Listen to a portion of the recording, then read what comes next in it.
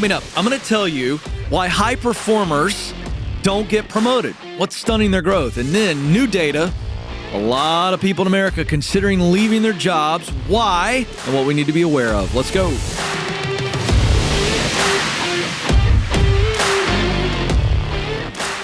Here to help you win at work.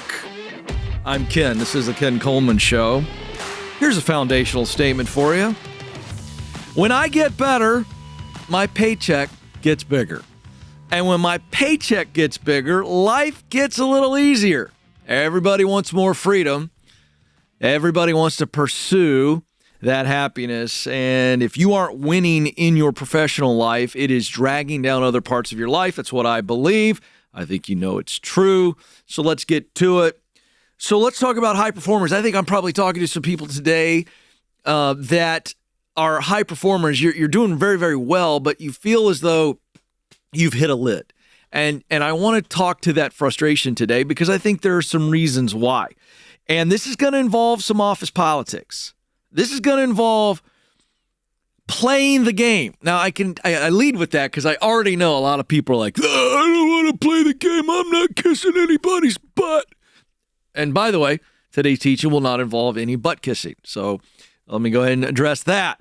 But we need to be realistic here. We need to be able to understand that there is a method to your professional growth that is outside of getting better personally. I mean, there's no question that the key to winning professionally is to get better personally. However, there is a game to be played. We'll get to that in a minute. And you've got to understand that. And here's the deal. Let me also say this. For those of you that had an objection to this, because every time I bring this topic up, you get the cynics. And I think they come after me on social media, and it literally makes me laugh. I wish people could watch my face and get inside my brain when I share, which is a challenging truth, and then they get mad at me. And this is what the message is. So let me go ahead and raise the objection, and then we'll get past the objection. So the objection is, for some of you already, I'm not playing the game. I'm not kissing anybody's butt. I'm going to do this. I'm going to do that. I'm not playing office politics. I don't really care, blah, blah, blah, blah, blah. And let me also say, that is your right. But I'm going to tell you right now, you are limiting yourself. And for those of you that feel as though, and this is not some emotional, I'm really great, and there's no evidence to support it, but some of you are really actually doing a really good job in your profession, but you feel as though you're getting passed up. You feel like some other people are getting past you. Maybe they're the butt kisser. Maybe they're not as good as you. Maybe they're in the clique. We need to understand this today. And so there's a balance. You don't have to sell your soul. You don't have to be a brown noser. You don't have to do that. That's not the exchange. So let's dive into this. If you are that person who is a high performer and you feel like others are passing you by or you're just kind of stuck, I think there are 3 reasons.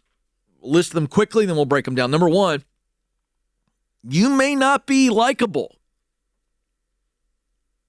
You might be really good at what you do, but people don't like being around you. And this is very possible. Number 2, you're not playing the game the way it's laid out in your company.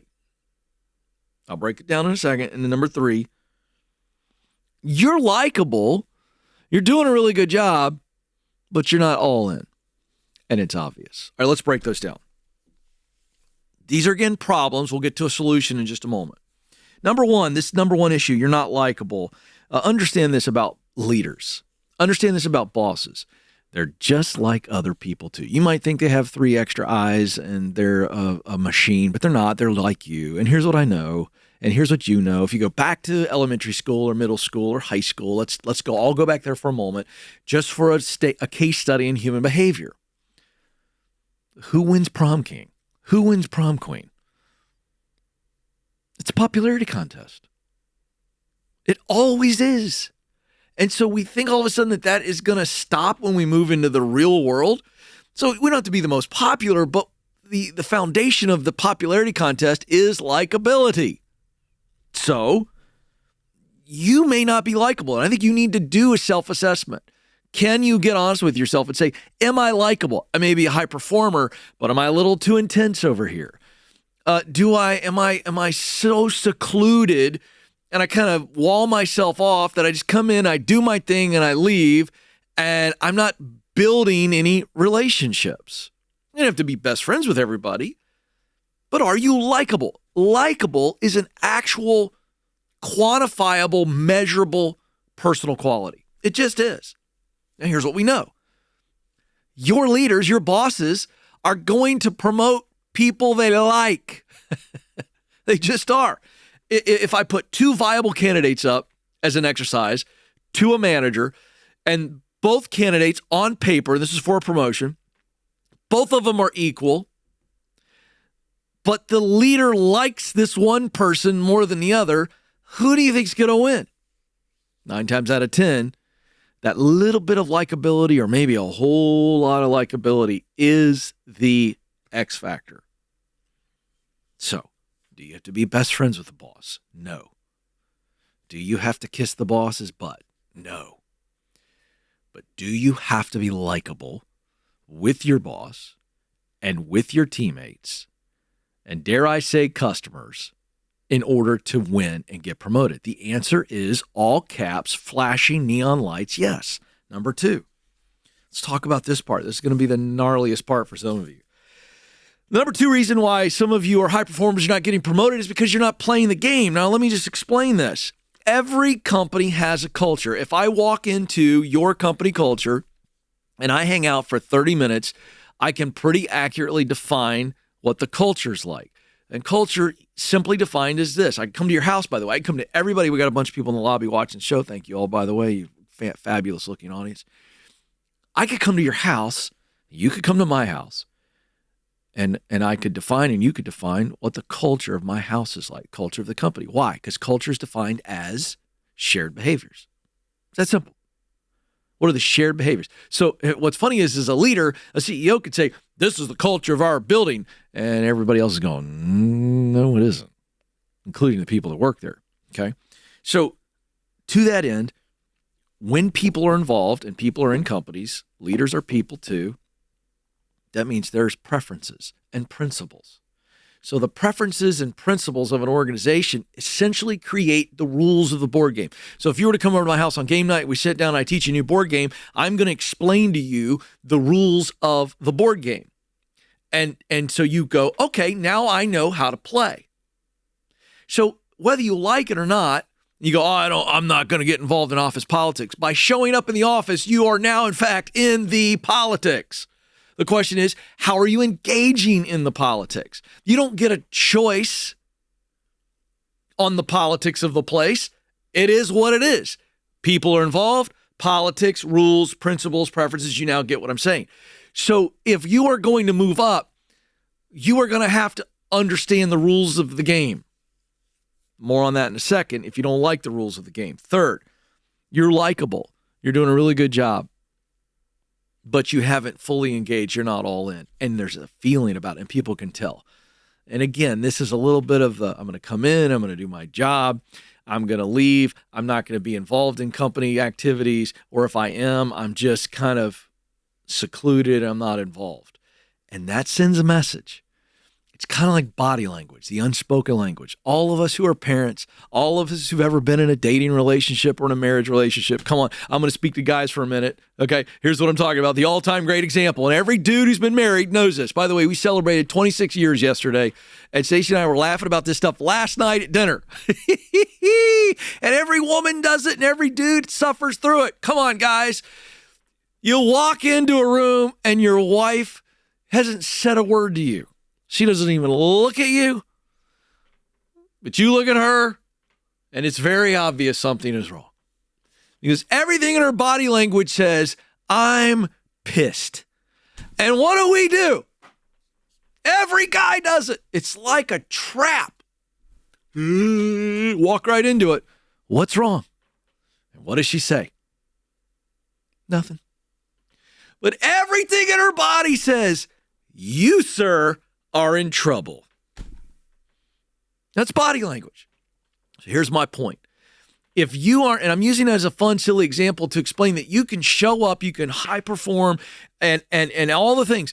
But if you aren't really engaged, really there, your body language is saying, I'm not really bought in here. And then when, again, as the leaders and they begin to see this, they go, well, this person over here's got some enthusiasm. I've coached players. I've coached sports, teams, and I know when a kid's engaged or not. And who do you think I'm putting in the game? Who do you think I'm keeping in the game? Because I play to win and I don't care about equal playing time because I'm old school. I'm putting in the kid who's hustling, who's excited to be there. In other words, they want to play the game. All right. So those are your 3 reasons real quick. So what do we do? All right, Ken, I've identified myself in this. What do I do with this? I get the problem. Well, what do I do? Very simple. There's 2 things. Number 1, you got to learn the rules of the game. Back to the game board thing. If you come over to my house, I sit down and say, we're playing this game. I explain the rules of the game. Listen, at the end of the day, you got to know the rules of the game, number 1. And then number 2, decide whether you want to play it or not. It's your option. And here's the ultimate question. When you get in an organization, you begin to see the way the place is acting, and you see the rules of the game, and you go, okay, this is how things happen here. And these are some things that I may not love, and they might really irritate me, but it's the way we operate. It's the way they play the game. First question, do I want to play this game? In other words, I can put up with this. I can bite my lip. I can go, it's a silly little ritual, but I'm going to play the ritual. I'll do the ritual because it's the way they've always done it. Or is it a big sacred cow that you can't get over? If you decide you can't get over the sacred cow, then you need to leave. However, if it's a ritual, that's kind of irritating. You think it's a little silly. You know what you can do? You can be an adult. Because if you decide I want to play the game here because I believe it's going to get me where I want to go, this is the rung of the ladder I need to be on. This is the place I need to be in to do the thing that I want to do, and this is going to benefit me, then I got to be an adult, and I say, all right, this really isn't going to matter 5 years from now. One of the best pieces of advice my mother-in-law ever gave me, and I love my mother-in-law, and again, it's really been, I think, one of the staples of our marriage. To be able to make it 26 years. So we've seen so many people not make it. She said this to me in our first year of marriage. She said, one of the things that, she's talking about my father-in-law, one of the things Bob and I do, and what we've learned over time, is that we stopped arguing over stuff that wasn't going to matter 5 years from now. And I was like, that was really great. And I think I want to apply that lesson here today. If there's some rituals or some rules of the game in the place where you work, the culture, and it's just not going to matter 5 years from now, get over it. Just like I'd have to get over Stacy doing something that irritated me. And if I decide to fight over it, it ain't going to matter 5 years from now. So why burn emotional and mental calories over it? So I think there's your breakthrough today. We're all playing a game. Decide what you're going to play and what you're not.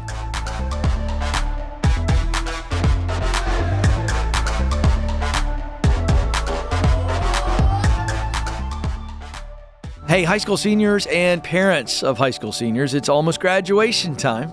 And if you're not sure about next steps, I want you to listen to this. Coding skills are essential in today's workforce. And my friends at Bethel Tech can help you start a new career really fast and do it cheap. It only takes 9 months to complete a Bethel Tech course in UI, UX design, full stack development, data science, or cybersecurity. And your young person can get over 1,000 hours of experience in a collaborative environment and then get placed. The average starting salary for a junior developer is $66,000. And the field is projected to grow by 22% over the next 5 years. Software development is a career with an enormously bright future. And right now, Bethel Tech is offering you 10% off if you watch or listen to the Ken Coleman Show and you pay cash. So go to BethelTech.net/Ken Coleman, BethelTech.net/Ken Coleman right now for details. Terms and conditions do apply.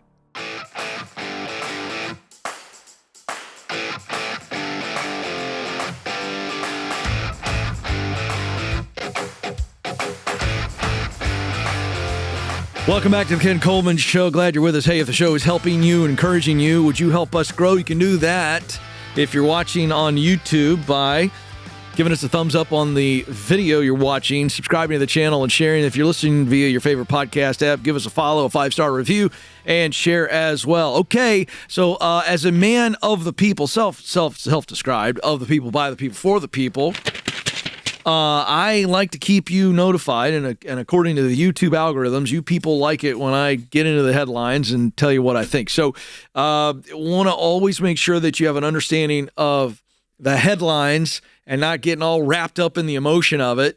And because I think we live in a day and age right now where we just live by the latest TikTok, the Instagram reel, the headline. We got 24-hour news, everything coming at us. And it's really important to understand, and I mean this, that you've got to go deeper. You got to go below the headlines, because all of that stuff, and I'm on the news all the time. I'm on Fox Business, all this kind of stuff. I love my friends in the traditional media, but their job is to get you to stop and pay attention. And the way they do it is by freaking you out. I mean, I'm just telling you, right? Every headline is that's the whole concept, because that's what it takes to get you to stop. Okay. So here's another headline, and this is right out of the data, but you got to go behind it. So here's the headline. This is a Gallup article. Nearly 50% of people are considering leaving their jobs in 2024. This is more than the Great Resignation. Okay. So quick context. The Great Resignation was, let's call it about a 2-year period, 2.5 roughly, coming out of the pandemic. And we saw more than 4 million, it was 4+ million people every month were resigning. And that's a record. And this continued for about a 2-year period. Okay. And it's pretty extraordinary. And by the way, this is because when we came out of the pandemic, crazy as it seems, the pandemic spun off a lot of new jobs. So 4 million people during the pandemic left work or were laid off, fired, and they didn't come back. But the actual pandemic period spun off 4 million new jobs because our life changed dramatically. And as business always does, business pivots with it. So pretty interesting time. Okay. Now, then there were more jobs, new jobs, and people were going, oh, I can come over here. And so companies started going, hey, I'm going to entice you. I'm going to offer you somewhere between 15 to 20% bump. And that's what really created the Great Resignation. People were like, hey, I can get a nice bump. I'm out. Deuces, right? Well, so then when people were leaving, then the companies they left were like, we need to get somebody back in here. And so watch what happened. By the way, this is a little, for our audience, this is Economics 101. Okay. We don't teach this stuff in schools. So what happened is people were leaving for more money. The people they left behind had to get somebody in, and so they started recruiting other people. And so it created this increase in demand, supply, demand. Demand was high, supply low. We were at about 11, 12 million jobs available. So there were about 2 jobs available for every person that was unemployed. That creates massive demand, low supply. Hello. Salaries, hourly wages went up. Anybody want to take a guess as to what kind of impact that had on inflation? It had a lot. Because if I'm paying a kid $17 an hour to flip a burger at Burger King, guess what I have to do? And everybody gets offended when I say this, people who don't understand capitalism and economics. But if Burger King wants to still make money, they got to charge you more for the Whopper. Okay, so this is the economic impact that this has. Quick review. This is what drives up your bread, drives up your cost of clothing, is this right here, labor cost. Okay. All right, now here's where we at. So prior to the pandemic, the amount of people saying, I'm thinking about changing jobs in the year ahead was a lot lower than it was at the end of 2023. Nearly 46% of professionals say they are considering quitting in 2024. Again, that's higher than where we were before the 2021 Great Resignation took off. This, by the way, new research from Microsoft and LinkedIn. Okay. And by the way, this isn't just an American issue. This is 30,000 people they surveyed in 31 countries. That is a massive, massive sample size. All right. LinkedIn has seen an increase of 14% in job applications. So we're starting to see this in real numbers. And again, I'm going to explain how this affects you in just a moment. So inflation is now driving more and more people to say, I'm not making enough. So if some of you are wondering, what does the Fed do and how long is inflation going to stay around as it relates to your daily and your weekly and your monthly budget? You need to understand that I don't think inflation is going to cool for a while. So what does that mean? I don't think the Fed's going to drop rates. You might as well get used to where we are right now. Okay? No one can predict this, but if you just look at fundamentals of economics, this is not disputable. Okay? And I'm going to give it to you a lot more plain spoken than the economists that get quoted because they're all tied to some politician or some special interest thing. I'm just giving you basic economic 101 lesson here and how this affects you. So, because inflation is now spiking again, 45% or 46% of workers are switching jobs, say, because they need a higher income. And we do know that job switchers do tend to increase their income. This is from the Fed Reserve of Atlanta. But new data from ADP shows that median year-over-year pay increase for job switchers was 10% in March. That's up from 2.9% 6 months prior. So what does that mean? It means we might be moving into another wave. Is it going to be as big as the Great Resignation? I don't know. But this looks like we're going to see this happen again. Now, here's the warning. Here's why I share this. Coming out of the Great Resignation, there was what was called the Great Regret. Millions of people who changed jobs, and it did not result in the lifestyle upgrade that they thought it was going to result in. 80% of those who quit their jobs during the Great Resignation regretted their decision to leave. Here's why. And here's the warning.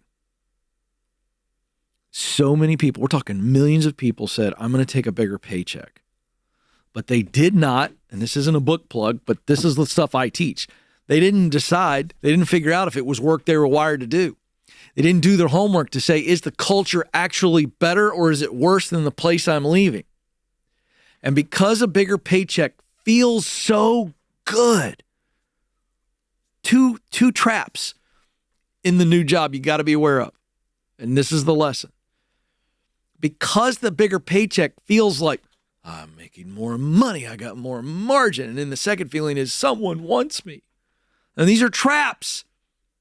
So you got to get beyond the whole, I got a bigger paycheck, it gives me more margin. And you got to get beyond how it makes me feel. And if you don't do your homework to say, is this the right seat? And is this the right bus?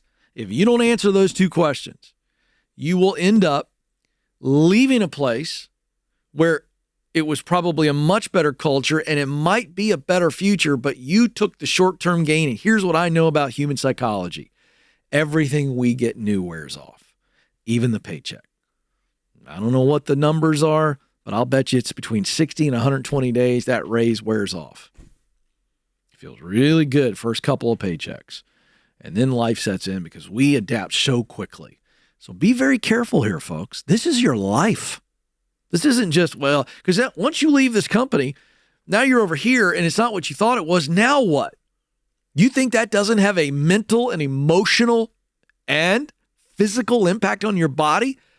I can't think of very more things from a professional standpoint that can affect me personally than I leave one place, I go over here, and it's not what it was cracked up to be, and now I feel stuck.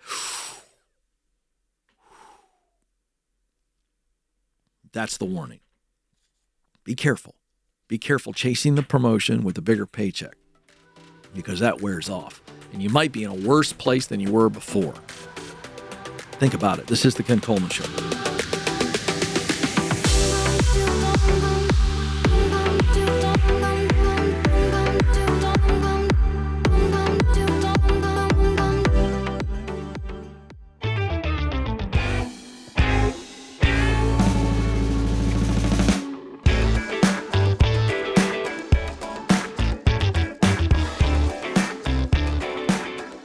All right, About ready to get to a coaching session with Becca in Milwaukee. Before we do, I mentioned briefly the new book. It's really the assessment, the Get Clear Career Assessment, which is, there's no tool like this. This is not a personality profile. Not at all. I think personality profiles that say they can help you pick a professional direction, I think it's crap science. How's that for a strong opinion? What this does measure, this is a tool. It's a self-awareness tool is all this is. And so the actual book, this is a short little book, read in about 40 minutes, and it's nothing more than me coaching you with your assessment results. What does the assessment measure? 3 things, 3 wires. Find the work you're wired to do. Everybody's got 3 wires. Talent's what you do best. Passion, this is work you really enjoy. By the way, 96% of net worth millionaires said they enjoyed their work. And then number 3 is the results that I want to produce in the world. Everybody wants to make a mark. Everybody wants to make a difference. And so we call that mission. And this is what's motivating me. No leader can ever motivate you. This is where we find self-motivation. So you get a report on what you do best, what you enjoy doing most, and the results that actually fire you up. Get a professional purpose statement, which is really a job description that gives you clarity and confidence the rest of your life as a professional. I can always retreat back to this clarity, which gives me confidence and courage. And then once you get your results, it's kind of the who I am. And then this book, the assessment gives you the who I am. How am I wired? And then the book comes along, and it's me coaching you with your results. And you can figure out where you want to go, what you want to do, how to get there. So you can get it at kencoleman.com.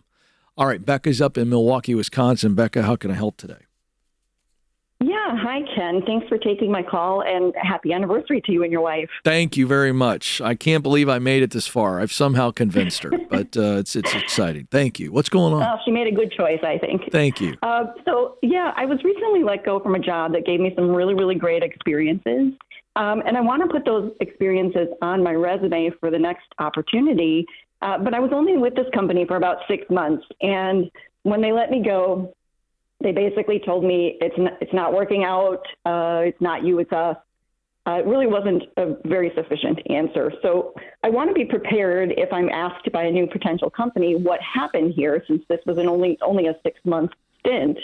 I feel like I don't have a really good answer for that. So what would you say? This is a tough one. Because it literally feels like a high school breakup, you know? By the way, I had a girl do this to me in college once. Literally broke up with me, and she was sobbing. And I literally was like, I don't understand. I feel like this is reverse. Shouldn't I be the one crying? It was kind of like and it's the whole, it's me, not you. And she literally said that to me. It's the worst breakup line of all time, which, by the way, the reason I bring that up is because they're lying to you. So this is tricky because any new employer could call them. Obviously, I would. I wish you had gotten a really good answer. Do you have a sense for it? Did they give you any like passive aggressive or kind of fuzzy clues, or just nothing at all? They just literally said, "This isn't working out." Is that really what they said? Give me everything they told you. Wow. That is really what they said. And I really didn't have I didn't really have much indication leading up to it. There weren't warning signs. I didn't get a warning that my performance was bad. So do you think your performance was good? I thought it was. I thought I was doing what I was brought in to do. Has this ever happened to you before? Not in this sense, no. And if I were to look at your job history, what's the shortest you've ever been at a place? Shortest length of time? This one. Well, yeah, but I'm saying after this one. Oh, I think 3 years. Okay. So the good news is, because I'm trying to answer your question literally, if I was in your shoes, because what I would be focusing on is I've got a body of work that says I'm not a flake. And have you ever been let go before? I have. Okay. Well, is there a theme here in your mind or no? Well, I don't think so. The reason I was let go from a previous job is because the company cut half its workforce. Oh, well, see, that's okay. So it wasn't me. No. And so, and I think, and so the narrative here is this has never happened before. And do you think there's any chance you could get a straight answer from somebody over there, or you're already gone? I wonder if you could say, yeah. Because here's what stinks. It would be great if they were able to say, look, we hired you for a position that we didn't need, and we realized it, and we're really sorry about it. That's what I'm thinking the answer should have been. Well, that's what I'm saying. The answer I received. Yeah. I know, but here's the point. You're going to have to, in this situation, I wish I had better advice, but I don't think there's any other option than you have got to get really gut level honest, even to the extent that you can get back in touch with some of your teammates. And it's almost like a crime scene, like CSI, and you go back in there and go, based on my common sense, I can piece together. If there was no, I didn't screw up, there was no reprimands, there was nothing there, okay, then what was going on here? And it feels like I luckily guessed what you think is actually going on. And can you get some evidence that it was that situation where they hired you and they realized they didn't need the position and they wanted to save some money, so they essentially laid you off? Got it. If there's some evidence to that, I would go with that narrative. And so now you're able to say, so bring this back to the interview. Hey, listen, this has only happened to me one other time, and I feel like this is a version of that. The only other time I was laid off was a company cutting back, and I feel like, because nothing happened here, everything was going along fine, I feel like I didn't get a really great answer. I asked, and I feel like when they said this is them, not me, that they hired me and they didn't feel that they needed the position after we got into it, and I was a casualty of a maybe not such a great decision. Because here's what we want to do. You never want to run down the previous company, because you start running down somebody and that hiring manager's going, what are they going to say about me? So we got to take the high road, and you can just go, you know what? I don't know. I don't want to say anything bad because I don't have anything bad to say because this is what they told me. I think I'd go with the truth. Now, here's the other thing. If you're using the proximity principle, which I'll give a copy of it to you, and you're really working relationships to move to something else, I think you can overcome all of this if you've got a friend or a friend of a friend who is recommending you and promoting you to somebody, and we can kind of get around all that and go, well, that was an aberration, People don't need the deep novel. Yeah, well, listen, the next company doesn't need all the thing. As long as they think you're great and you can help them, they overlook stuff like that. So I think that's the play. It's a tough position to be in, but take the high road, And when you take the high road, it's going to work every time. I think we want to move past and we want to go forward. And that's focusing on what you can do for them. That's the way to go. This is The Ken Coleman Show. Thanks for listening to The Ken Coleman Show. For more, you can find the show on demand wherever you listen to podcasts and watch the show on YouTube. You can also find Ken across all social media by following @Ken Coleman.